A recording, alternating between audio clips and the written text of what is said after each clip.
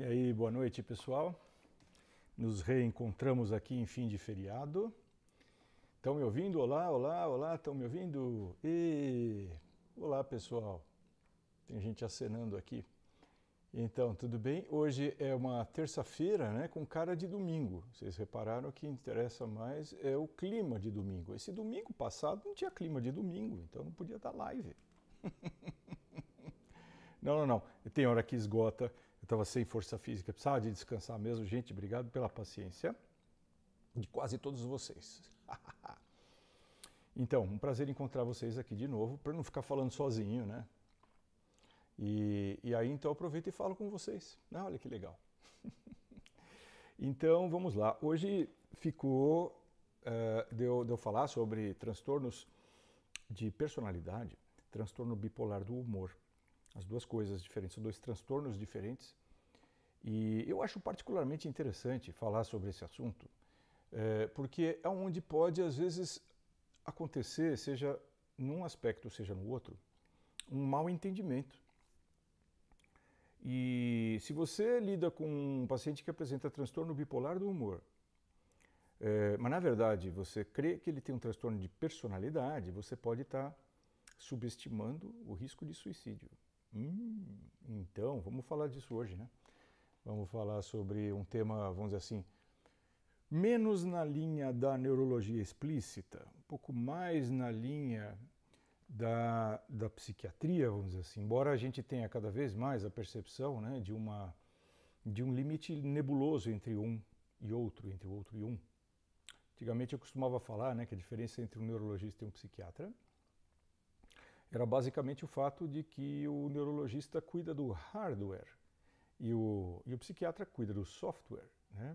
E cada vez mais a gente vê um imbricamento desses dois aspectos, ou seja, neurologistas lidando com software e psiquiatras lidando com hardware. Pois é, então, quer dizer, na verdade, a gente divide aí uma seara comum em muitos aspectos, né, que é a neuroanatomia, muito embora a neurologia extrapole muito vamos dizer assim, a determinação dos aspectos como sendo natos no cérebro, né? O neurologista lida também com alterações de medula, alterações de nervos periféricos, alterações funcionais neurológicas, transtornos de sistema nervoso autônomo, que muitas vezes até pode enganar como sendo alguma coisa do ponto de vista psiquiátrico e não é, né? Então a gente tem uma outra, o neurologista tem uma abordagem um pouco diferente, mas ainda assim é uma coisa mais na linha do hardware.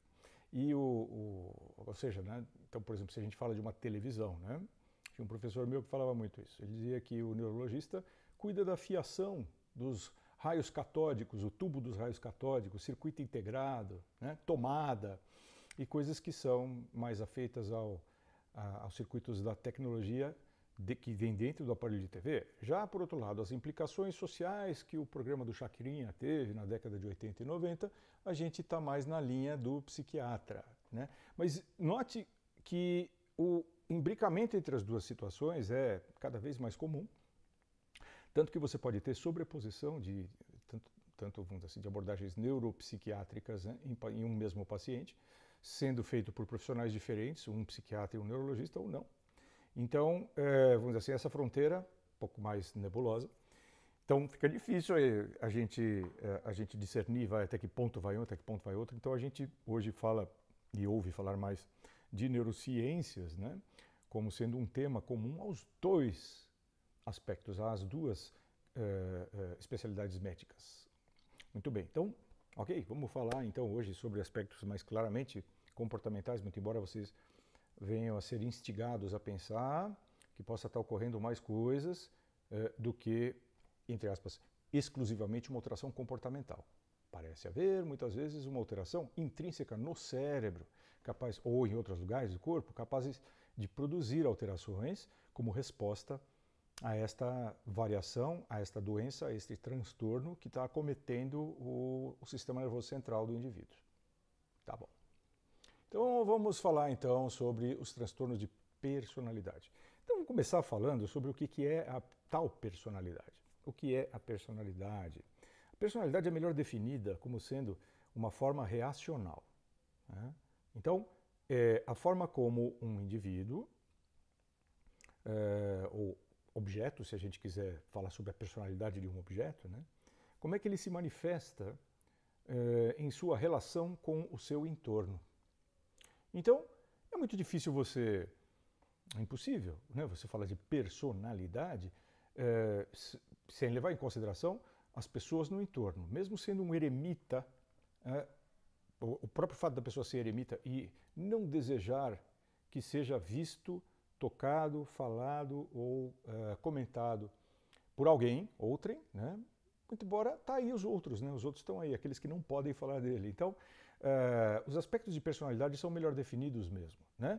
Como sendo aspectos reacionais do núcleo do self, da pessoa, né? Então, a pessoa pode ser uma coisa e a personalidade dela pode ser outra. Sim. Então, o que é essa? O que define a personalidade? Então, é como se fosse, por exemplo, né? Fôssemos falar de um castelo.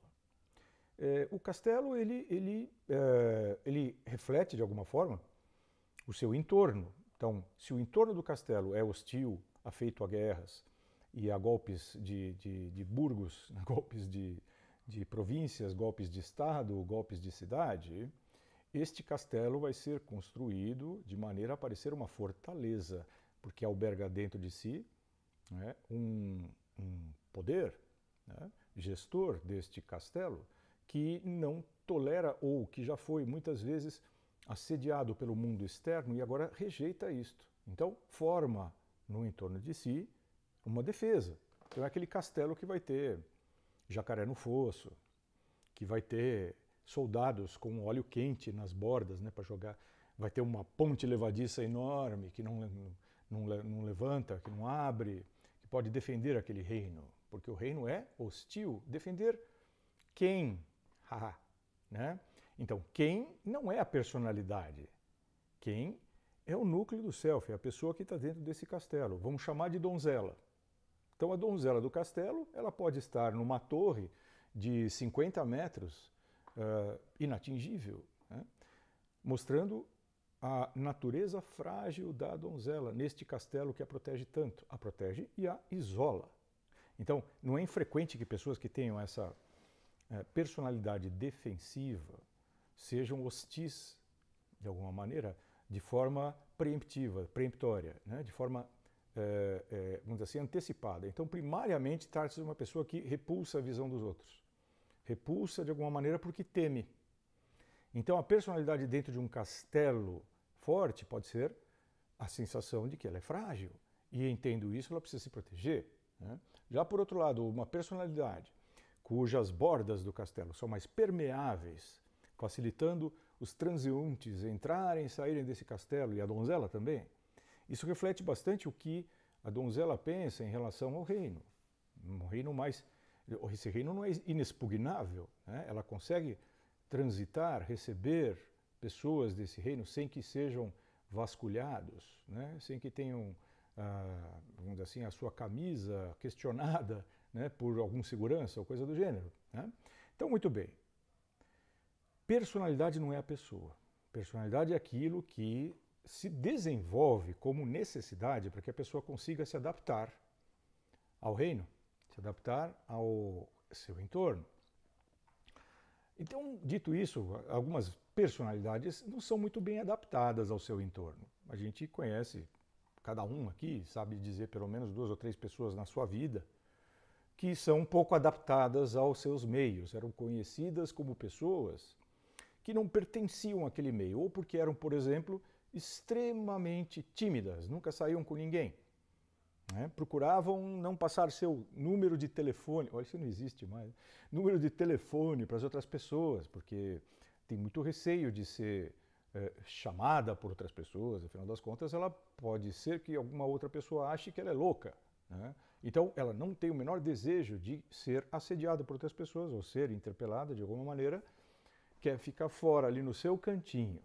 Muitas vezes já conheceram pessoas assim que crescem e ficam assim. Não é que ela foi assim, veja bem, a questão da personalidade não é assim, fui assim e mudei. Não, são coisas que têm uma dificuldade intrínseca muito forte de mudar. Então, a personalidade da pessoa é um conjunto de aspectos da vida da pessoa que tem a ver com relações, reações, que tem a ver com a visão sua de si mesmo e versus, né, a visão que ela imagina que o mundo tem dela. Então, para falar de personalidade, a gente tem que estar falando do mundo, do seu entorno, tem que estar falando da visão dela sobre ela mesma. E tem que estar falando, né, do que ela imagina que os outros pensam dela. Então, tudo isso aí é personalidade, ou seja, um grande engodo. Conheceu a personalidade, você não conheceu a pessoa. Né? E a personalidade não exprime o que a pessoa tem dentro de si. Ao contrário, exprime tudo aquilo que ela mostra para os outros para que não cheguem perto de si, por exemplo. Né? Esse é um dos jeitos. Então, personalidade, né, não é doença também. Tá? Ai, aquela pessoa aquele é um doente mental. Por quê? A personalidade dele é impossível. Não, isso pode não ser doença mental. Isso simplesmente é a personalidade da pessoa. É o que ela está exibindo para você. Agora, a diferença é que também vários de vocês, talvez a totalidade de vocês, tenha conhecido pessoas que exageram. Sim. Pessoas que, vamos dizer assim, extrapolam completamente o limite da adaptabilidade social. E é aí que nós entramos no transtorno de personalidade. Porque para a gente chamar de transtorno de personalidade, primeiro, nós não estamos falando do núcleo da pessoa, nós estamos falando da personalidade, como ela age, como ela reage, o que ela pensa dela mesma, o que ela pensa dos outros, né? Tudo isso daí.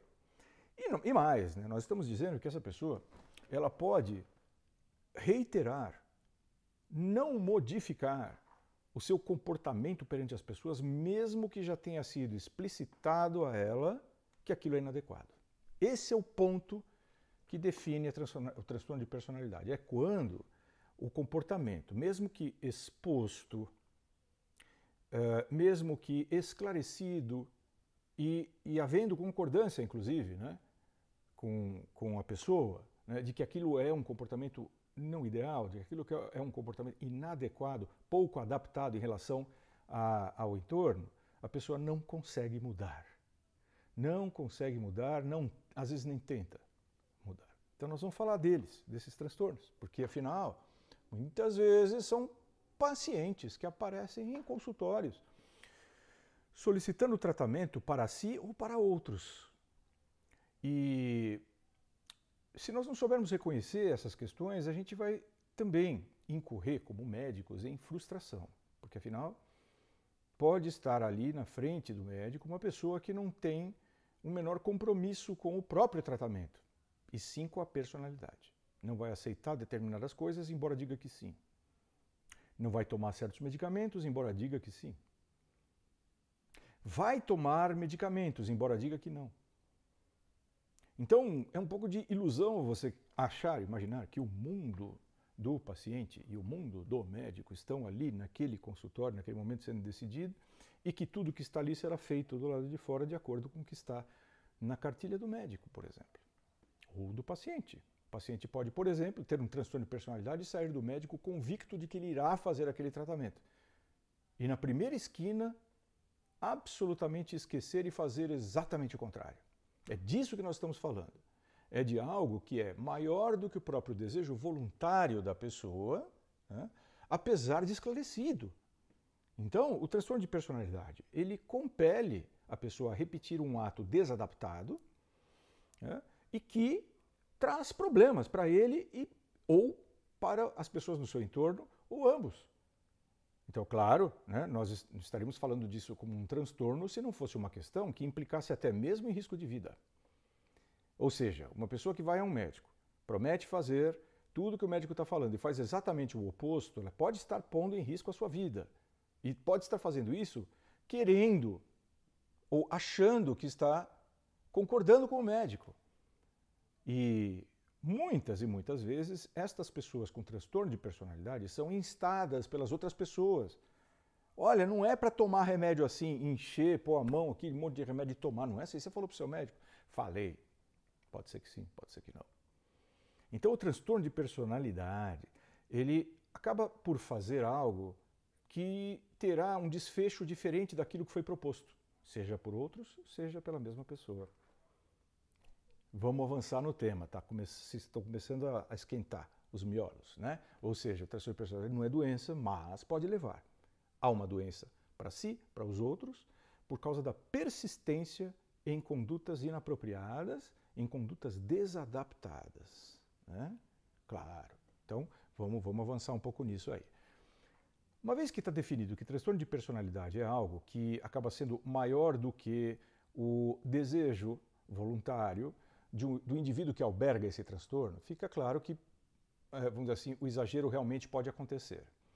São 10 os tipos de transtorno de personalidade reconhecidos pela comunidade psiquiátrica no DSM-5.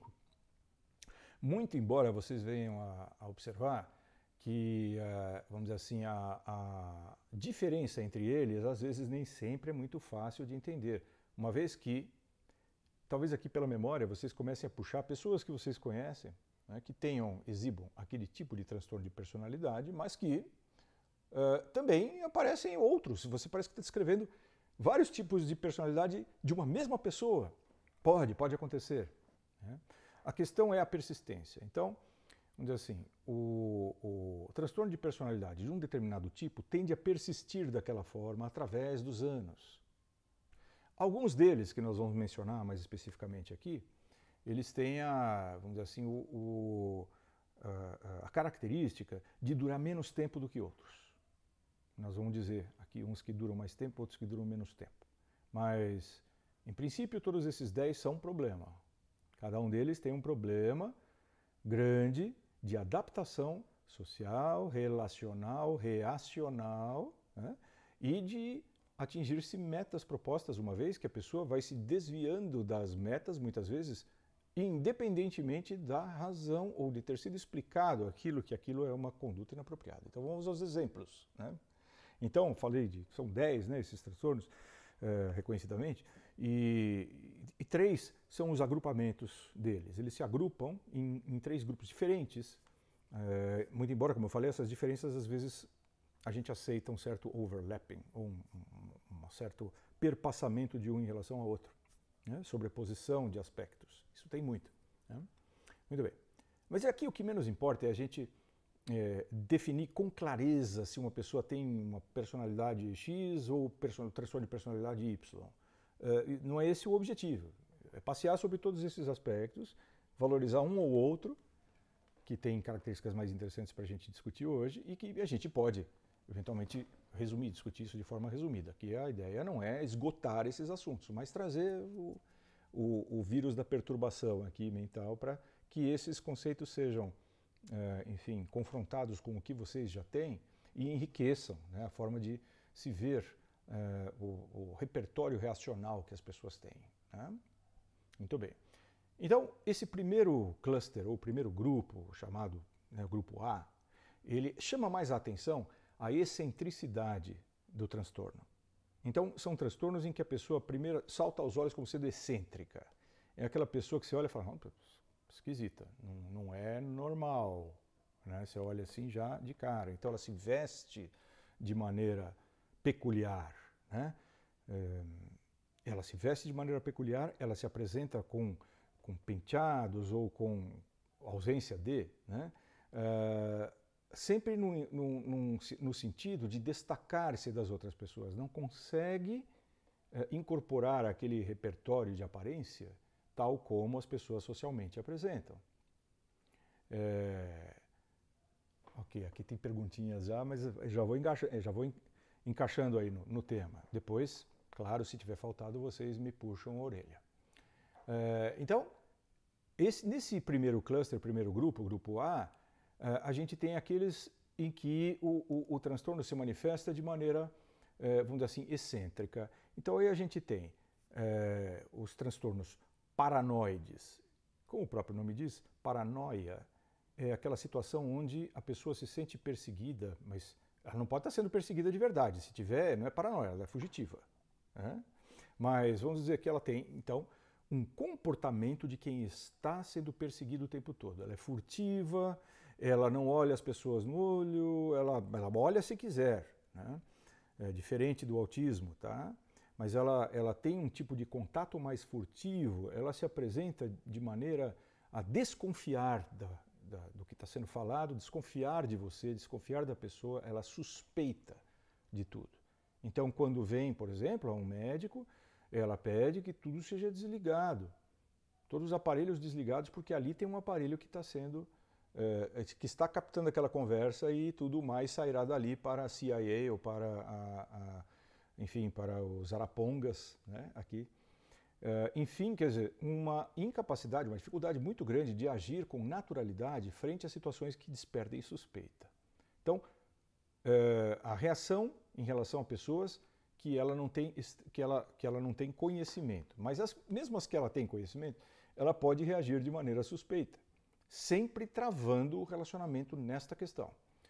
São aspectos que fazem com que a pessoa tenha, de certa maneira também, uma preocupação, vamos dizer assim, muito pequena com a sua própria aparência, porque ela não quer despertar suspeitas. Ela não quer ser destaque, muito embora exatamente aquilo acaba acontecendo. Muito bem. Outra forma de transtorno de personalidade, outras duas formas que cabem nesse grupo de pessoas excêntricas, é a manifestação, o transtorno esquizoide do comportamento e o esquizotípico. A diferença entre o esquizoide e o esquizotípico. O esquizoide, ele basicamente tem desinteresse pelas outras pessoas. O esquizoide, ele se comporta de um jeito e tá todo mundo junto na mesma sala, ele interrompe, ele não quer saber se tem qual é a opinião que alguém tem sobre ele. Aliás, pelo contrário, as ações dele serão pautadas por, vamos dizer assim, comportamentos independentes do que está acontecendo, da intensidade da circunstância, né, do clima da circunstância. Não, a atuação dele vai ser completamente diferente, uma vez que ele desconsidera as outras pessoas. É muito diferente do paranoide, né? O paranoide, ele tem uma questão com a outra pessoa, onde que ele acha que a outra pessoa está atrás dele ou que está contra ele. Já o indivíduo que apresenta o transtorno esquizoide, ele não tem interesse nenhum, ele faz questão de demonstrar que a outra pessoa não tem qualquer importância sobre os rumos do que ela está propondo como comportamento. Então, realmente é bastante complicado. E o esquizotípico? O esquizotípico, ele já tem, então, uma questão em que é preciso buscar, né? O médico precisa buscar um pouco como é a linha de pensamento do esquizotípico. Porque o esquizotípico, ele se apresenta esquisito, né? Ele é esquisito, mas mais esquisito ainda é o jeito que ele pensa, as coisas que ele pensa. Né? Se ele falar alto as coisas que ele pensa, vão chamá-lo de louco. Né? Ou seja, que colocaram uma determinada sala tem 140 azulejos e não 142. Né? Ou seja, eles vão encasquetar com alguma coisa por causa de um pensamento que não fecha e comportar-se de maneira a não pertencer ao grupo no seu entorno. Então, são pessoas que, com certa frequência, não falam o que pensam, por justamente imaginarem que aquele aspecto que ela está pensando não pode ser falado, não pode ser pensado. Ele pode conter uma forma muito própria de pensamento que não é aceito pelos outros. Então, no caso do esquizotípico, ele tem um pouco mais de simancol em relação ao esquizoide. O esquizoide, nem aí. Fala o que for, é o famoso bumbada na pausa. Né? A orquestra para, vem o bumbo. Bum! É aquele ali, aquela pergunta na hora errada, fala alto. Né? Então pode ali estar gestando alguma questão do ponto de vista de transtorno de personalidade do tipo esquizoide, né? Que não liga para os outros. Né? Há uma diferença aqui. Né? O perfil de pacientes, né, que apresentam esses transtornos que eu falei, ele é um perfil um pouco mais recatado, mais retraído, mas com certeza quando você vê a figura é uma pessoa que se destaca por ser esquisito. Né? Já o grupo B, chamado grupo B, as alterações de transtorno se pautam mais pelo drama, se pautam pela veemência. São pessoas dramáticas, enfáticas demais. Né? Tudo que eu estava falando é demais. Então não é assim, reconhecer os amigos, tem aquele esquizotípico, o Roberto falou. Não, calma aí, peraí. Né?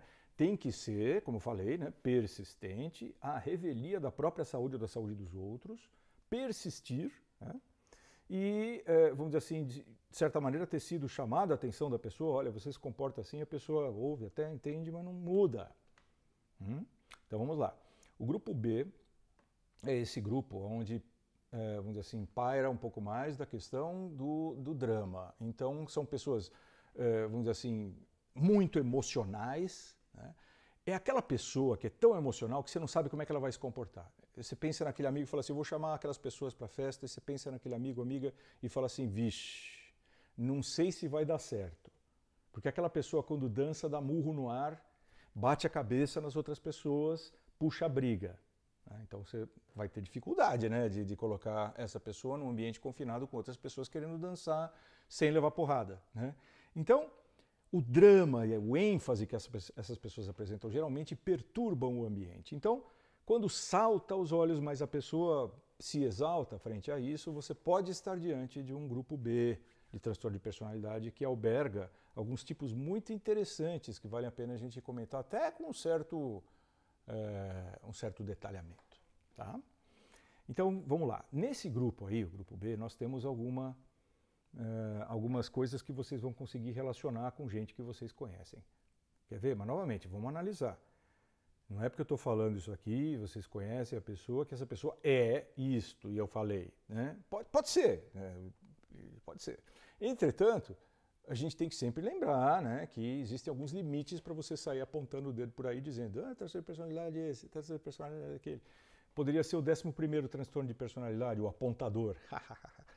Não é isso que eu estou querendo criar aqui, tá? Mas vamos lá, vamos identificar onde é que eles estão. Onde é que está alguém que tem esse transtorno de personalidade do cluster B, ou grupo B, mais dramático? Por exemplo, você tem o tipo antissocial. O tipo antissocial é extremamente perturbador, porque não é que ele não está nem aí para você. Não, ele está aí para você, mas ele vai fazer exatamente o oposto do que você quer. Ele vai te enganar. Então, o tipo antissocial, ele geralmente busca o poder para que ele possa prevalecer sobre os outros e não ser punido. Então, tem muito uma questão do olhar que a pessoa com o transtorno antissocial tem para as leis. De certa maneira, a lei, ele quer burlá-las, né? Mas então para isso ele precisa entender um pouquinho das leis. E algumas vezes é aquela pessoa que entende um pouquinho das leis, joga uma outra coisa e escapa. Pretende escapar. Né? Vocês já estão pensando em algumas pessoas. E que muitos estão na política, não por acaso. E muitos estão em cargos altos na política, não por acaso. Né? Agora, se por um acaso alguém desses daí, desse grupo aí, né, tiver na política como um executor, meu Deus do santo céu, você vai ter condutas que, vamos dizer assim, de certa maneira, deixam claro que ninguém vai modificar a cabeça do líder. Que o líder será alguém que imporá as suas vontades, seus desejos, a despeito do conforto da maioria. Então a personalidade antissocial alberga dentro de si um desprezo pelas outras pessoas, as quais, vamos dizer assim, curva-se apenas o interesse, porque afinal das contas, muitas vezes o político precisa do quê? De voto. Né? Por exemplo, enfim, estou falando aqui político, mas poderia ser o diretor de uma empresa, eles geralmente têm cargos altos, porque o que ele almeja fazer, de certa maneira, é ousado. Então, o antissocial, acima de tudo, é ousado. Ele não tem as mesmas travas que as pessoas têm, de uma maneira já, isso pega mal. Pega mal, vou falar aqui o que eu quero. Pega mal. Não fala palavrão aqui, vou falar palavrão. Então ele fala palavrão, fala bastante palavrão, até com uma maneira de se posicionar como alguém de destaque, ponta de lança, que cutuca e provoca as pessoas, porque o provocar é muito importante. Então você lidar com alguém que tem personalidade antissocial, você precisa lidar consigo mesmo em primeiro lugar. Você não pode dar aresta, né, porque senão a resposta é contra você. Então, se você se coloca como sendo detentor de uma verdade, que pode até estar certo, né? Você socialmente você acha aquele comportamento inadequado, você fala, escuta, moço, o negócio é cuspir no chão aqui, não é adequado, isso aqui é um hospital. Passar com uma doença contagiosa aqui, nesse hospital, declaradamente contagiosa e querer abraçar as pessoas, é um comportamento antissocial. E a pessoa? Nada. Continua fazendo. e continua fazendo para atingir níveis cada vez maiores de perturbação do seu entorno. Então, o antissocial é praticamente alguém que não dá para ficar incólume do lado. Ou você odeia ou você venera, porque não tem outra saída. Vocês já descobriram, tem vários por aí. Né? Tem. Mas eu não estou aqui para apontar dedo, para falar nome, não é isso, gente. Mas para mostrar como é que funciona a questão do transtorno de personalidade. Algumas vezes você imagina que a pessoa com transtorno antissocial não está falando aquilo de verdade. Não é possível. Ele está enganando as pessoas. Ele não está falando aquilo de verdade. Cuidado! Porque muitas vezes está assim. O fator desprezo é um fator que a maior parte das pessoas não consegue calibrar, não consegue entender. Porque não tem. Né? O nosso cérebro, eu falo nosso, né? O nosso cérebro, ele é extremamente integrativo do ponto de vista de cabeças. Né? O cérebro é novelado de uma maneira a aceitar, perceber, necessitar do contato social, né? Referência social. A gente precisa disso. Né?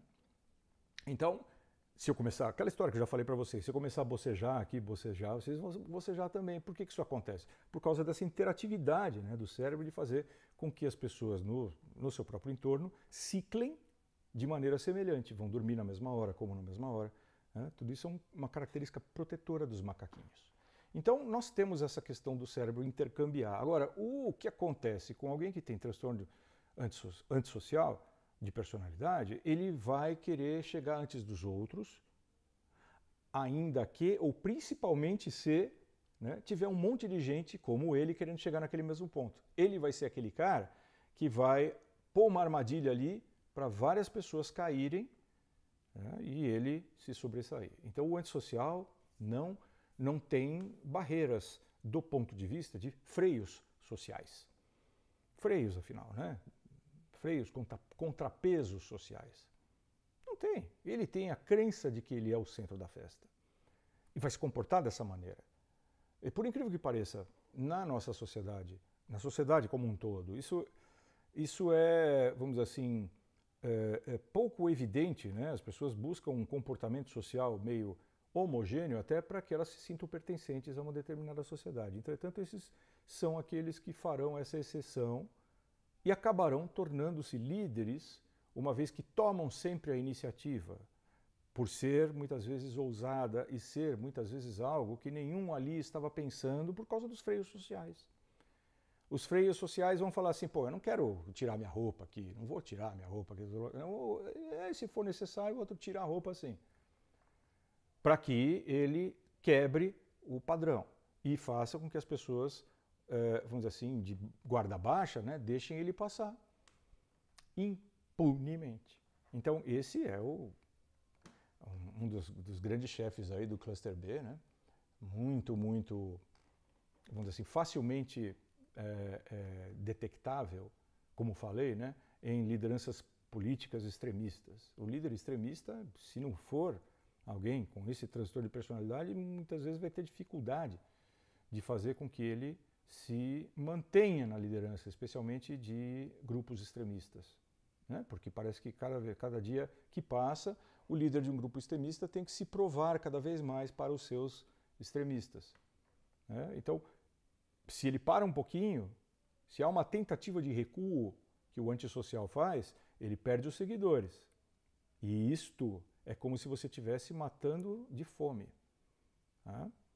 Então, talvez uma das melhores respostas a alguém que tem esse tipo de personalidade seria ignorar. O duro é quando ele tem um cargo de supremo chefe de alguma coisa. Então, aí trata-se de, vamos dizer assim, um embate que muitas vezes faz com que você entenda por que a pessoa chegou naquele cargo ali. Porque não tem o menor freio, não tem o menor escrúpulo. Tá? Continuando. Ainda no grupo B, existe um outro tipo de transtorno de personalidade, que agrupa-se aí, né, por causa da veemência e do drama, que é denominado de transtorno limítrofe da personalidade, ou personalidade limítrofe. Isso vem do termo mundialmente aceito como Borderline Personality Disorder, ou transtorno limítrofe, borderline, de personalidade. O nome se refere exatamente a atitudes que a pessoa toma no limite ou além dele, né, para que ela não se sinta abandonada, para que ela não pareça estar abandonada, para que não se remeta à possibilidade daquilo ter um desfecho que a exclua. Então, o que move a pessoa com transtorno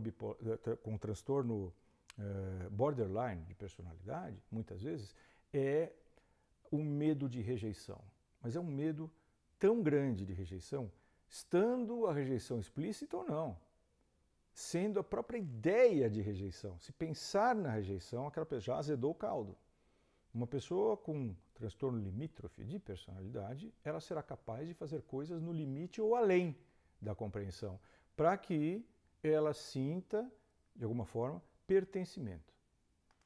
Então, não é incomum acontecer isso, por exemplo, com uma pessoa com transtorno limítrofe de personalidade, ficar no parapeito de uma sacada, ameaçando cair, para que o máximo de pessoas a vejam naquela condição, e ela passeia pelo esse limite, perigosamente, é claro, mas como se ela estivesse em controle. Então, no transtorno borderline de personalidade, você vai encontrar pessoas também ousadas com relação à sua própria atitude, no sentido de provocar nos outros uma reação que não seja a de abandono. Então, é aquela pessoa que prejudicou várias, né? Mas no momento em que ela vê que ela vai ser expulsa daquele lugar, ela é capaz de atitudes extremas, ou até além das extremas, para fazer com que as pessoas que a estão expulsando revejam esse conceito e pensem que ela não pode ser uma pessoa a ser isolada daquele grupo. É muito importante para as pessoas que têm transtorno de personalidade borderline serem aceitas. Elas têm que ser aceitas como elas são. Aí que está o paradoxo, porque na verdade, né, ela acaba fazendo de tudo para que a pessoa não consiga aceitar, né? Ela passa do limite, mas o que ela queria era que não houvesse para ela a sensação de despejo. Tá? Então, é aquela pessoa que apronta, por exemplo, na hora vai terminar um relacionamento, se prepara, vai ter ameaça de não concretização. É muito difícil que alguém que tem transtorno borderline de personalidade realmente leve a cabo uma tentativa de suicídio. Se for uma coisa até acidental, porque ele se expõe a acidente. Então fica pendurado numa janela. Sim, até quando se toca, né? Né? Vou melhorar, mas inevitavelmente a dificuldade persiste. Na medida em que a pessoa se vê, muitas vezes, né, no momento em que ela para pensar na rejeição que os outros possam ter em relação ao comportamento que ela acabou de ter, este próprio pensamento fará azedar o caldo. Ela de novo vai acabar fazendo exatamente a mesma coisa, expondo as pessoas a risco, ao ridículo, expondo as pessoas à contradição, para prevalecer e depois pedir zilhões, trilhões de desculpas. Também necessita atuar em cargos exponenciais, em cargos de muita exposição, em cargos de liderança. Até porque não conseguem ser liderados por outros. O transtorno borderline de personalidade é praticamente inviável do ponto de vista de constituir um grupo.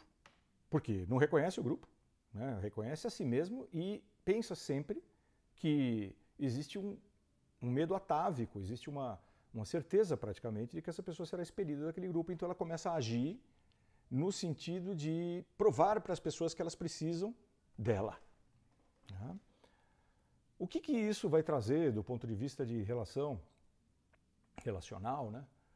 Por exemplo, num consultório médico, alguém que tem um transtorno desses, né? Essa é aquela pessoa que vai se apresentar com indícios de que você não controla ela. Chega com cortes no pulso, não rasgou nada, não apareceu artéria, mas quase. Marca o pulso, se morde, vem com alguma coisa assim, quase mutilação. Né?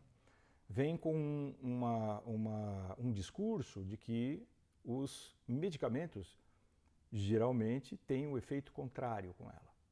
Então, aquele remédio que foi dado para ela para a depressão, né, melhor dizendo, para terminar uma depressão, né, trouxe a depressão para ela. Então, ela vem contando que ela teve um outro médico que deu depressão para ela por causa do remédio contra a depressão. Então, o discurso, muitas vezes, é um discurso meio suicida nesse sentido, porque basicamente o paciente sabe que não vai ser acreditado. Não vão acreditar no que estão falando. Então, ele acaba trazendo aquilo um drama maior. Ele faz uma coisa dramática, muitas vezes fora da realidade, para perpetuar o mito. Mito é você dar a um objeto um poder que ele não tem. Então, de alguma maneira, a essas pessoas serve muito mais o mito do que conhecê-las de verdade. Então, no transtorno borderline de personalidade, a pessoa vai, extrapola as esferas do que é aceito naquela população, naquele confinamento social, e faz isso por necessidade. Uma vez que a sensação de despejo ou de rejeição lhe é absolutamente impossível tolerar. E aí, quando isto efetivamente acontece, a pessoa sofre e sofre muito, mas todo mundo vai ver o sofrimento dela. Não é aquela pessoa que se isola, não. Não, ela chora em praça pública, se desfigura, rasga a roupa, é isso aí. Rasga a roupa, fala você... É aquela pessoa que olha para a própria mãe e fala: eu te odeio, você vai se arrepender de eu ter nascido. Ela vai chegar nessa condição. Claro que ela só vai chegar nessa condição se a mãe acreditar nisso. Se a mãe não acreditar, entra por aqui, sai por ali, ela vai se desesperar cada vez mais, até encontrar alguma coisa que faça com que a outra pessoa caia na dela. Então, na personalidade borderline, a gente fala limítrofe, né, mas quase que não existem limites para a manifestação dessa pessoa do ponto de vista de veemência. Ela vai fazer de tudo. E não necessariamente é o que efetivamente aconteceu. Então, o médico deu uma novalgina, ela teve febre, precisou interromper, foi no pronto-socorro e, claro, falou para todo mundo quem era o médico, né? E, obviamente, estudou, de alguma maneira, tudo que é bula de medicamento, né, para muitas vezes jogar isso contra alguém que esteja tratando ela. Porque faz parte, né, do relacionamento, essa questão de criar a pendenga, né? Mais ou menos aquilo, né? Falem mal, mas falem de mim. Mais ou menos isso. A pessoa não tolera não falarem dela. Então, falem mal que seja. Pode ter certeza que vai causar. Né? Aquela pessoa que vai causar. E assim, tudo isso com o intuito de se sentir viva. Então, o papel que um tratamento efetivamente, do ponto de vista medicamentoso, pode ter é pequeno. Isso a gente vai conversar. Ainda dentro desses aspectos do grupo B, né, que são drama, né, total, a gente ainda tem aquele tipo histriônico, né, que todo mundo conhece.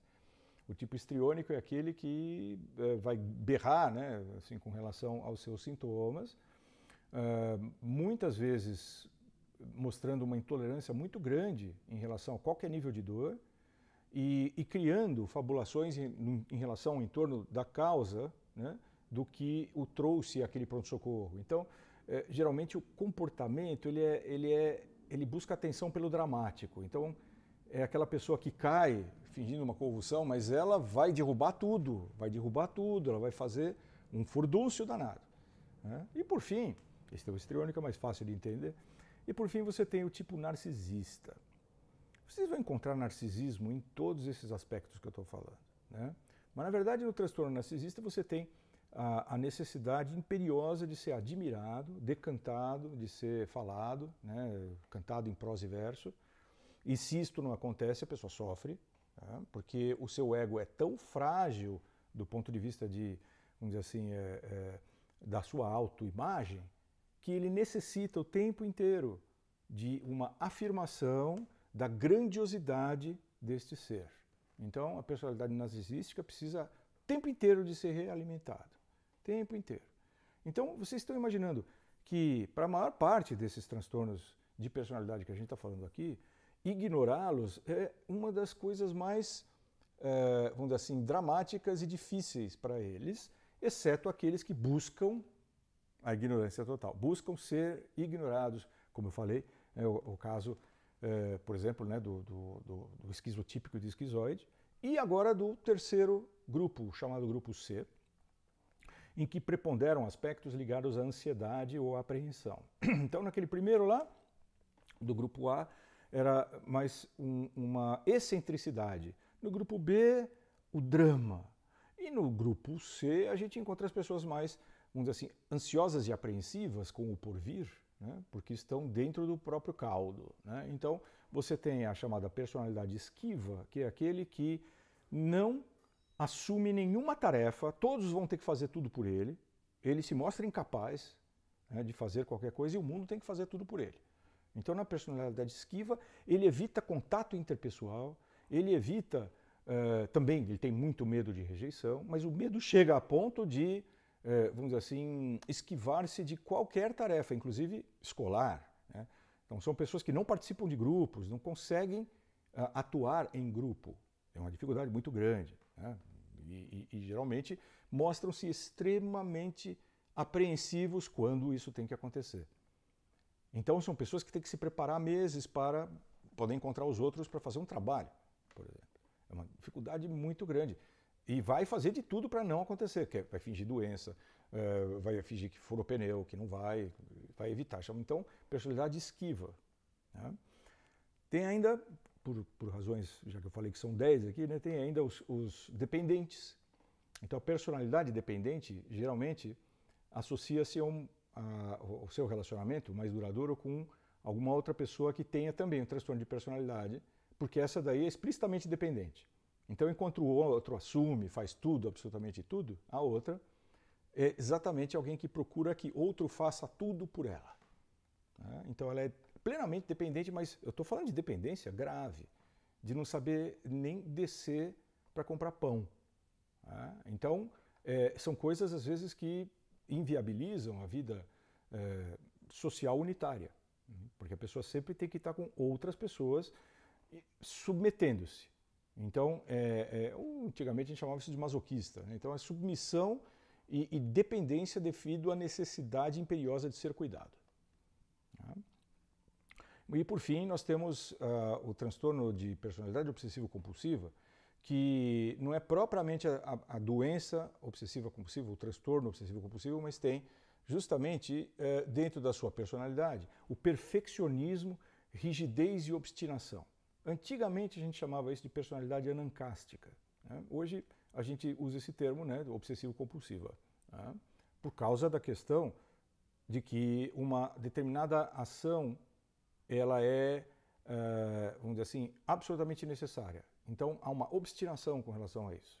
Pode ser limpeza, pode ser organização, pode ser ordem alfabética, pode ser ordem analfabética, qualquer coisa precisa de uma ordem e aquilo é muito maior do que o resultado, tá? Então, muitas vezes existe a presença de rituais, mas não tanto, muitas vezes, como o transtorno obsessivo-compulsivo, a doença, onde a pessoa pode ter, inclusive, um comportamento de automutilação que não consegue evitar, né? O paciente com o transtorno de personalidade, ele apresenta mesmo a tendência de ser perfeccionista, muitas vezes isso está dentro do borderline também, podem ser perfeccionistas. Agora, como é que vão reagir quando a sua ordem é perturbada? Vão reagir de forma veemente, gritante, dramática, muitas vezes.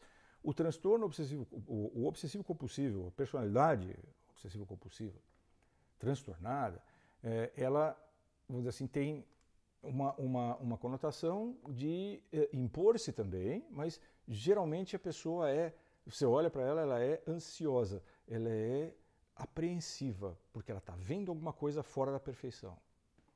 Então ela vai tentar imprimir a perfeição dentro daquilo, como um comportamento obsessivo. Então, diante dessas questões, né, estamos diante de pessoas que estão por aí com o crachá de normalidade, porque a maior parte das vezes elas conseguem lidar com as outras pessoas, com as suas limitações, né, cada uma com essas suas limitações, e que no momento onde você encara essa pessoa num consultório médico, por exemplo, a primeira vítima é a verdade. Qualquer um desses transtornos de personalidade poderá impor uma resposta diferente do que é a real para o médico. E é importante que o médico perceba aonde está a inconsistência, tá? Então, até porque muitos destes pacientes já tiveram em vários médicos da mesma especialidade, né? E já conhece a história de um e leva a história de um para o outro. Algumas vezes justamente trazendo uma situação fabulosa, uma fábula, mas com o objetivo de trazer frustração para o profissional. Não que está de sacanagem com o profissional, não, ela sente que o profissional frustrado vai agir com ela, de alguma maneira vai repetir alguma ação com ela que arremete a um passado conhecido. E aqui vai uma coisa importante. A imensa maior parte das pessoas com transtorno de personalidade apresenta o histórico de traumas repetitivos sustentados por bastante tempo, que hoje a gente chama isso de abuso. Então, abuso sexual, abuso de autoridade, abuso profissional. Ou seja, até com muita frequência, vários dos abusadores estão aí nessa lista, né? Agora, os abusados, quando crianças, por exemplo, né, vão acabar exibindo esse tipo de transtorno de personalidade na vida adulta ou na adolescência. É quando esses transtornos são mais percebidos. Então, não é que eles aparecem na adolescência. Não, não. Eles podem aparecer muito antes, né? As características podem estar lá. Agora, vai se deflagrar socialmente mais claramente como sendo uma dessas manifestações ou compondo vários dos que a gente comentou, quando existe um histórico, por exemplo, de abuso dentro da própria família, especialmente até os 4 anos de idade. E isso muitas vezes acaba culminando com um tipo de personalidade defensiva que acaba tendo que aprender a escutar atrás da porta, acaba tendo que cheirar à distância, acaba tendo que ter pensamentos protetores independentemente da realidade, uma vez que ela pode ter o seu quarto invadido subitamente no meio da madrugada sem que ela saiba. Tem esse tipo de harassment que a gente está falando, esse tipo de abuso que nós estamos falando, abuso subreptício, que acontece o tempo todo e que ninguém fica sabendo, fora daquele núcleo. Claro, para poder persistir por tanto tempo. Então, abusadores prolongados, muitas vezes, acabam trazendo para os abusados uma vida ligada a um transtorno de personalidade, né? Aí escolhe, né? Então, com muita frequência, a gente vai ver essa sinalização na história, né, que mais cedo ou mais tarde vai aparecer. Até porque, em algumas pessoas, pasmem, né, o abuso pode ser descoberto muito tempo depois. Não necessariamente, a depender da idade do abusado, aquilo vai ser lembrado do ponto de vista consciente. Às vezes vem a sair em sessões de psicanálise muito tempo depois. Mas aí você vê o histórico do abuso encaixando do ponto de vista de uma, vamos dizer assim, de algo que trouxe dentro da pessoa, do abusado, a necessidade de compensar isso, e uma necessidade tão grande que vai além do adaptável, da adaptação social. A pessoa, lembra que eu falei? O aspecto primordial dentre todos esses aspectos do transtorno de personalidade é a inexorabilidade, é o fato de você contar, explicar, desenhar e a pessoa vai lá e não consegue ser diferente.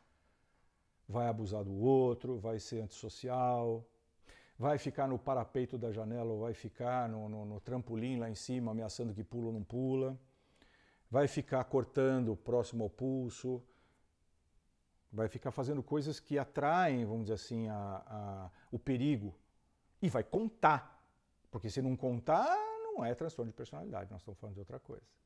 Então, é muito importante, né, que você percebeu qual é o papel do observador no transtorno de personalidade. É 100%. O observador ele é convocado para participar daquele núcleo patológico, né, de alguma maneira. Então, um dos aspectos para lidar com isso, além vamos dizer assim, de trazer esse aspecto à mente e, eventualmente, tentar fazer com que essa pessoa busque ajuda profissional, um aspecto muito importante é você entender como é que você está alimentando aquilo. Como é que você está alimentando um transtorno de personalidade ou retroalimentando e que ele volta para você, né, com juros e correção monetária. Tá? Muito bem. Um aspecto muito importante para lembrar dessa turma é que isso, a maior parte dos transtornos de personalidade, ele é finito. Ele, em algum momento, ele vai terminar. Alguns vão ser mais difíceis de passar, especialmente aqueles que têm características obsessivas e antissociais. Esses são mais empedernidos e difíceis de sair. Geralmente, de 40, 50 anos de idade, 60 anos de idade, continua sendo aquele obsessivo, né? Ou, eventualmente, aquele ser antissocial que, na primeira oportunidade que tiver de liderança, vai levar todo mundo para a ladeira abaixo. Não vamos se vacinar, que isso aí... É isso aí. Então, tirando esses aspectos, você está falando de uma história pós-adolescência, adolescência pós-adolescência, que vai se esvaindo lá para os 30, 40 anos de idade, vai diminuindo e tende a melhorar. Isso é importante saber, porque afinal, uma das coisas que se percebe é que tentar tratar esses indivíduos com medicamento, você vai se lascar. Muitas vezes você vai utilizar medicamentos em doses mais altas, antidepressivos que não funcionam, né? 2, 3 antidepressivos. Uma das causas possíveis de depressão refratária é transtorno de personalidade. Você pode estar lidando com transtorno de personalidade te enganando, e você tentando tratar. E uma das coisas que alimenta ele é ver a frustração na tua cara. É chegar na consulta e falar, não melhorei, piorei. Né? Então, claro que pode piorar, pode acontecer de uma pessoa piorar com tratamento sem que ela seja borderline. Gente, pode, claro. A questão é que esse padrão se repete em toda e qualquer tentativa de tratamento. Então, você ceder ao tratamento pode muitas vezes, muitas vezes, trazer um risco para a prescrição. Aquele paciente que vai estar tomando uma mistura de medicamento que você fala, qual é possível? É esse aí. Podemos estar falando de alguém com transtorno de personalidade, borderline, pode ser. Então, cuidado, porque não há muito o que você possa fazer do ponto de vista farmacológico para ajudar. Porém, você pode estar fazendo muito para atrapalhar. Então, ficar utilizando, por exemplo, neurolépticos em doses altas, não vai ter alcance. Usar 2, 3 antidepressivos, não vai ter alcance. A pessoa só está parecendo ser aquele deprimido, né, que chega. Mas daí a pouco você vê, olha pela roupa, você já logo percebe que não se trata de alguém deprimido, alguém se preparou perfeitamente para a tua consulta. Né? Então, olha a importância disso. Agora, terminando essa questão, eu vou pular para uma outra que às vezes tem uma forma de apresentação que simula, parece um transtorno de personalidade. Vamos falar agora do transtorno bipolar do humor. O termo transtorno bipolar do humor exatamente refere-se a um humor, ou seja, o basal das atitudes da pessoa, tais como ela reage, né? E frente às adversidades da vida ou frente às coisas legais da vida, tanto faz. Né? Então, no transtorno bipolar do humor, a pessoa apresenta um humor em dois polos opostos.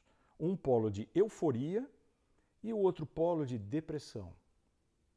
A ciclagem entre um e outro é variável do ponto de vista de tempo. Quanto tempo uma pessoa fica na fase de excitação total ou de depressão total. O que não existe é todos os dias. A ciclagem diária, não. Nós estamos falando de uma ciclagem rápida.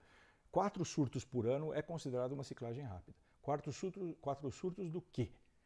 De surto de hipomania.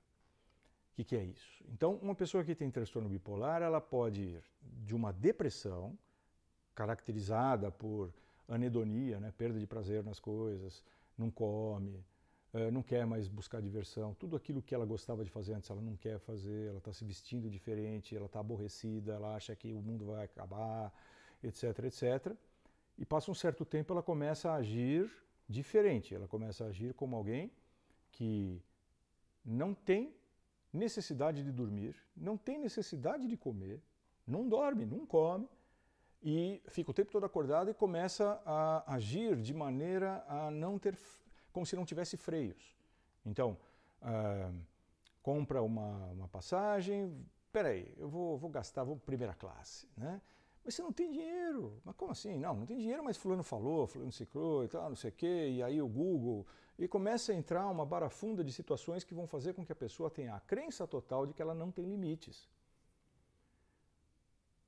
No que isso se diferencia em relação a transtorno de personalidade? Bom, primeiro que transtorno de personalidade, especialmente borderline, pode ter características bipolares, mas nunca são ciclos. Raramente são ciclos de meses ou de dias. Geralmente é um tipo de oscilação mais rápida. No mesmo dia tem euforia, depressão, e isso é o transtorno de personalidade. O transtorno bipolar do humor, ele apresenta duas formas de ação reconhecidas, né, pelo DSM, é o chamado tipo 1 e tipo 2. O tipo 1 é, vamos dizer assim, uma situação em que o indivíduo ele tem uma, vamos dizer assim, uma manifestação, né, de inadequações, mas que, por outro lado, não rompem completamente com o padrão de vida da pessoa. E o tipo 2, sim. Então, mas basicamente o que acontece é a presença de depressão ou não, né? Você pode não ter depressão, você pode ter só a fase maníaca, e depois passa daí para uma fase onde a pessoa não tem nenhum freio, onde ela é a rainha da cocada preta, o rei da cocada preta, da branca, da cinza, de todas as cocadas, né? E vai agir muito além das suas possibilidades, tá? Muito além, vamos dizer assim, do que poderia do ponto de vista de prudência. Muito além do que poderia do ponto de vista de cabimento, né, vamos dizer assim, da atitude, né? Então, no transtorno bipolar do humor, a pessoa extrapola e quando ela vai para a fase de mania, onde tudo pode, ela não alterna mais. Ela não dorme, é um dos casos que a gente vê assim, de pacientes que, por exemplo, uma vez eu fiz o diagnóstico de uma pessoa que não dormia há 15 dias. Mas uma coisa é você falar, não durmo há 15 dias. Outra coisa é a cuidadora dessa pessoa dizer, doutor, não dorme, não dorme. Eu fico louca, somos 3 cuidadoras, ninguém vê essa pessoa pregar o olho. Há 15 dias. Então, é muito difícil que você esteja diante de outra coisa a não ser um transtorno bipolar de humor em fase de mania. Especialmente se você encontrar na produção de gestos e de pensamentos, você encontrar ausência de freios. Né? Aquela pessoa que então torrou 2, 3 cartões de crédito, né? Entrou em cassino, saiu sem roupa e continua tentando. E é aquela pessoa que, aliás, sai num frio de 10 graus abaixo de zero de camiseta, né? Porque não acredita que vai passar privação. Então, nós estamos falando de uma pessoa com uma atitude totalmente disruptiva e que, se não for tratada, a pessoa vai evoluindo, escalonando, entrando para uma situação potencialmente grave ou mesmo grave de ameaça à própria vida, e existe uma estatística que fala que entre 55% a 60% das pessoas com transtorno bipolar não tratado podem ter êxito na sua tentativa de suicídio. É o grupo de doenças psiquiátricas em que há preponderância, né, de tentativa de suicídio e com sucesso. O transtorno bipolar do humor normalmente é uma circunstância em que você tem que ter mais empenho em tentar frear a possibilidade de suicídio. É muito diferente do histriônico, é muito diferente do transtorno bipolar, do transtorno de borderline, de personalidade. O transtorno bipolar do humor, ele pode levar a cabo a sua tentativa de suicídio. Tá? E aí você vai encontrar também, tem essa outra circunstância, mais clara e veementemente, históricos familiares. Então, uma pessoa com transtorno bipolar do humor tem um histórico familiar com muita frequência. E é onde a família vai contar, né, casos de pessoas que tiveram que ser internadas por causa de tentativa de suicídio, que tiveram que ser internadas porque estavam, vamos dizer assim, nesse comportamento de ausência de qualquer restrição, tirou roupa ou deu praticamente todos os seus imóveis, né? E abusou de drogas, abusou de substâncias, abusou de remédios, né? E é muito curioso que os pacientes, né, com transtorno bipolar do humor, eles se reconhecem como sendo eles mais no surto de mania, é mais na euforia. Na depressão, que eles não gostam, é quando eles buscam tratamento. Então, muito cuidado em tratar com pacientes que buscam o tratamento para uma depressão e você começa a usar antidepressivo, pode acontecer uma coisa temível chamada virada, que é quando um paciente que chega com transtorno bipolar do humor, não reconhecido, não conhecido, começa a receber tratamento para depressão e entra no surto de mania, rapidinho. Isso é considerado um erro médico. Então, ao médico não é cabível tratar um paciente com transtorno de depressão para que ele vire um paciente com transtorno de mania onde ele pode se matar. Então, ou matar outros, né? Pode achar que não tem freio absolutamente nenhum. Então, é muito importante que se reconheça que há tendência, vamos dizer assim, né, de que numa mesma família você tenha mais de um caso, e aí você pode realmente estar falando de transtorno bipolar de humor. Eu muitas vezes me deparo com pessoas que têm um histórico de diagnóstico de esquizofrenia na família, mais de um. E a pessoa está temendo ter esquizofrenia. Olha, em geral não é isso não. A esquizofrenia tem muito menos influência familiar ou heredofamiliar do que o transtorno bipolar do humor. É discutível, né, se existe um componente heredofamiliar, genético, né, entre os pacientes de uma família que apresentem transtorno de personalidade. É discutível, porque existe um 50-50 aí, né? Assim, é muito em função do entorno social, de presença ou não de abuso, do histórico dessa pessoa, para o transtorno de personalidade. Para o transtorno bipolar do humor, não. Não há necessidade de mudanças específicas de ambiente. Uma mesma família pode exibir vários casos, né, mas com um tipo de herança genética que não é mendeliana, né? É algo tipo 10 a 11% maior a chance de um filho, filha, apresentar transtorno bipolar de humor quando existem ancestrais na família. Tá? Então realmente é um pulo. Né? E outra coisa importante, né? Normalmente o transtorno bipolar do humor tende a surgir na vida de uma pessoa após a terceira década, quarta década. Não é um negócio que acontece na adolescência normalmente, né? Como é o transtorno de personalidade. Esse é mais claramente algo que acontece na idade mais tenra. Tá bom? Dito isto, acho que eu falei mais ou menos das coisas como eu queria, mas vamos ver o que vocês acharam, pessoal. Estou vendo aqui. Bacana. Nome do filme é Fragmentado. Opa, que filme será esse? Vamos ver aqui. Eu estou vendo de trás para frente, né? Já viu. Doutor, como diferenciar o bipolar em estado de mania e esquizofrenia? É uma ótima pergunta. Porque, de fato, exatamente, eu já vi muitas vezes esse engano. O paciente taxado como esquizofrenia e, na verdade, tratava-se de um surto de mania. Qual é a diferença? Vocês ouviram falar aqui algumas palavras. Vocês ouviram falar em maneiforme, surto de mania, hipomania, né, e aceleração. Aceleração falando agora. Né? Aceleração é essa pessoa quando ela começou a sair do normal dela e agora ela, por exemplo, resolveu focar no trabalho. Então ela agora trabalha 20 horas, 18 horas, 20 horas. Ela está acelerada, ela não consegue dormir. Isso pode ser um indício, a aceleração pode ser um indício que está levando para uma situação hipomaníaca, que é onde a pessoa vai daí para mais, né? Ela não come direito, ela não dorme, ela está há vários dias já, vamos dizer assim, onde tudo é mais importante que ela faça e não deixa os outros fazerem. Né? Quando a pessoa começa a ter um surto psicótico dentro dessa situação, é que chegou o surto de mania. O que é o surto psicótico? Ela começou agora a, vamos dizer assim, a ver baratas onde não tinha, a achar que ela foi roubada, vamos dizer assim, achar que as pessoas entram na casa dela, entram no computador dela, né, falam com ela durante a noite. Então aí nós estamos diante de surto de mania. Você vê que há pouca diferença em relação à esquizofrenia por si só? É que a diferença é que o paciente com surtos de esquizofrenia, quando ele tem os surtos de esquizofrenia, ele não apresentava história de depressão. Essa é uma grande diferença. Quando você tem, então, um histórico de depressão no meio da história, você está falando de transtorno bipolar. E outra coisa, quando você tem familiares com um quadro semelhante.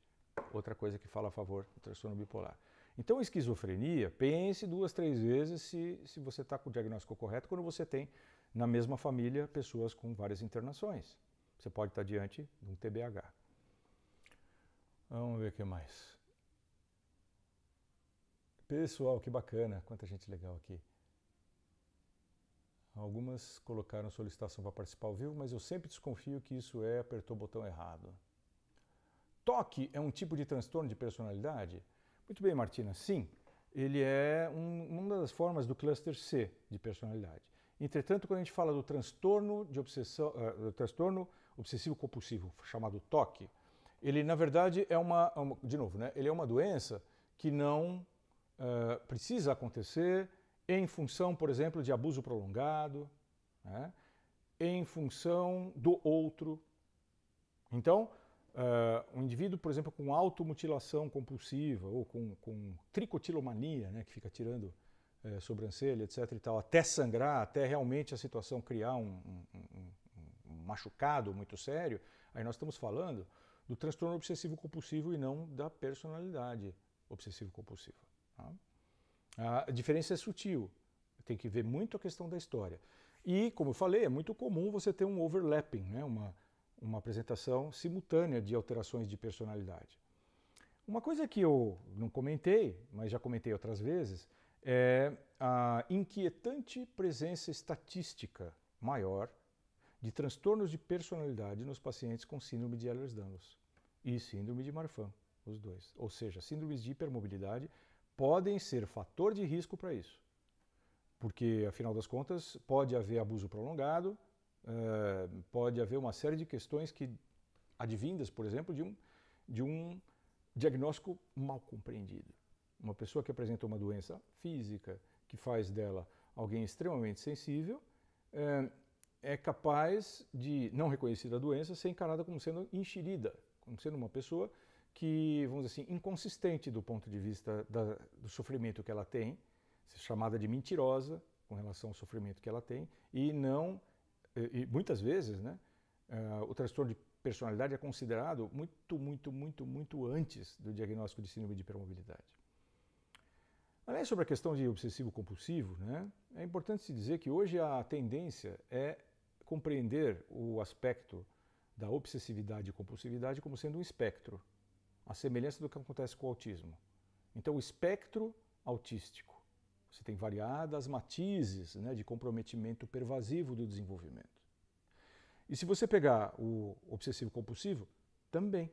Na verdade, você vai ter uma gama relativamente grande vamos dizer assim, de rituais e de gestualidade, inclusive até, né, de estereotipias. Estereotipia é muito frequente em transtorno obsessivo compulsivo. O que é estereotipia? Não é tique, mas é uma coisa além de tique. A pessoa faz um comportamento, por exemplo, onde o indivíduo fazia isso. Na hora que ele dava risada, ele vinha para trás e fazia assim. Né? As pessoas davam risada, falavam uma coisa e vinha para trás e fazia assim. O indivíduo tinha parado de fumar já fazia 20 anos, mas ele acostumou a fazer um comportamento de quem vai buscar o cigarro por causa de uma risada. Isto é um transtorno obsessivo compulsivo? Não, mas pode dar indício de que existem. Transtornos obsessivos compulsivos fazendo com que a pessoa tenha rituais, né, para que ela possa administrar a sua vida ou as inconsistências que ela imagina da vida. Então, entender os diversos matizes, né, de apresentação de comportamentos obsessivo-compulsivos é importante, porque hoje a tendência é justamente achar que se trata de um espectro, onde você teria, mais próximo do branco, né, os transtornos obsessivos-compulsivos advindos de personalidade obsessiva-compulsiva, né, criado, por exemplo, por situações de imitação ou de coabitação com pessoas que têm transtorno obsessivo-compulsivo, né, e até aqueles onde você tem um comportamento mais explícito e muitas vezes com muita dificuldade de tratamento. O que mais aqui? Perguntas boas. Parabéns, Dr. Roberto, adoro suas lives. Ah, que bonitinha. Passei para dar um oi, assistirei mais tarde com mais calma. Compartilho sempre suas lives no grupo de SED. SED é síndrome de Ehlers-Danlos. Ok. Ok. Quanta gente bacana. Porque ela... Opa, tem gente aqui falando. Outra dúvida dela era o transtorno bipolar, porque ela também suspeitava disso. Está aqui. É possível diagnosticar o transtorno de personalidade pelo próprio paciente ou é preciso de um terceiro que convive com a pessoa? Digo, a pessoa com transtorno tem clareza sobre o comportamento? Muito boa pergunta. Olha, realmente, às vezes você precisa do entorno do paciente. Porque às vezes o transtorno de personalidade está aliado a uma inteligência e essa inteligência pode estar afeita ao fato de você compreender melhor o mundo dela ou não, né? E dar pistas completamente diferentes. Então, você ter uma contrapartida, né, da observação de outrem é importante. Não é absolutamente fundamental, sine qua non, mas em geral faz toda a diferença. Muito bem. Muito boa pergunta. Isso mesmo. Oba, outra aqui. Doutor, uma pergunta. Acabei de entrar na live e minha antiga médica disse que estava em dúvida se eu tinha transtorno de personalidade ou TDAH. Tem alguma semelhança? Ponto de interrogação. Né? Não. O transtorno do déficit de atenção e hiperatividade é um outro conjunto de sinais e sintomas. Uma pessoa que apresenta transtorno de personalidade pode ter TDAH? Né? Sim, até pode acontecer de uma pessoa ter déficit de atenção e hiperatividade no contexto de um transtorno de personalidade. Isso pode acontecer. Entretanto, o que vai preponderar intrinsecamente, o que vai preponderar é a personalidade. Porque a personalidade é o que vai deixar marcado a forma de reação. Né? Então, o transtorno do déficit de atenção e hiperatividade, ele pode não ser uma doença em si. Isso é que é muito importante que se diga. Ele pode resultar, por exemplo, de uma pessoa que tem rinite crônica e não consegue dormir, uma criança que tem rinite crônica não consegue dormir, então ela é irritada e não presta atenção nas aulas. Isso pode acontecer. Agora, para que nós venhamos a chamar de TDAH, né, você tem que ter mais de 3 meses de problema, com uma manifestação por mais de 1 ano, né, de alterações, vamos dizer assim, da capacidade de concentração e da capacidade de manter-se quieta de maneira apropriada. A questão é que, às vezes, a depender da fase de vida, você pode estar falando de uma pessoa que está desenvolvendo um transtorno de personalidade, apresentando-se como alguém que tem déficit de atenção e hiperatividade, mas aquilo pode estar escondendo uma outra situação. Ou então você pode estar lidando com um paciente, isso sim, bem mais frequente, né? Com um paciente que apresenta uma grave síndrome de hipermobilidade, não sabe que tem isso, tem déficit de atenção e hiperatividade e já apresenta algumas marcantes características de transtorno de personalidade. Isto pode acontecer. Então tem que se pensar nesse terceiro diagnóstico, alguma coisa que esteja pegando as duas, porque quando você fala exclusivamente de TDAH, não teria nada a ver com transtorno de personalidade e vice-versa.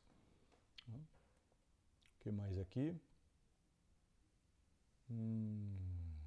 Acho que as grandes perguntas foram essas.